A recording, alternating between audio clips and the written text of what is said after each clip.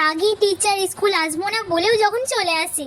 জানিস আজ হিয়া ম্যাম আসবে না। আরে সেই রাগী ম্যামটা রে, এলি তো খিটখিট করবে, না আসাই ভালো উনি।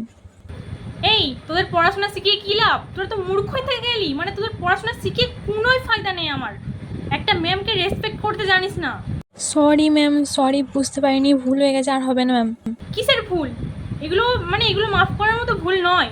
শোন, পাশের রুমে আমি ক্লাস নিচ্ছি, ওটা হয়ে গেলে তোদের ক্লাস নিতে আসবো। আগের দিন যে চ্যাপ্টার থেকে কোশ্চেনগুলো তোদের ঘরে করিয়ে দিয়েছিলাম, ওগুলো ভালো করে মুখস্থ কর, আমি এসে ধরবো, ঠিক আছে? আমি পাশের রুমে ক্লাস নিচ্ছি, ঠিক আছে? এত জোরে জোরে কথা বলছিস কেন তোরা? তোদের চিল্লানিতে আমি ঠিকমতো ক্লাস নিতে পারছি না। এবার তোদের ক্লাস নেবো, পড়াগুলো করেছিস তো? মৌমিতা তুই বল। ম্যাম আমার জ্বর এসছিল, তাই করতে পারিনি। জানি তো তোদের একই এক্সকিউজ।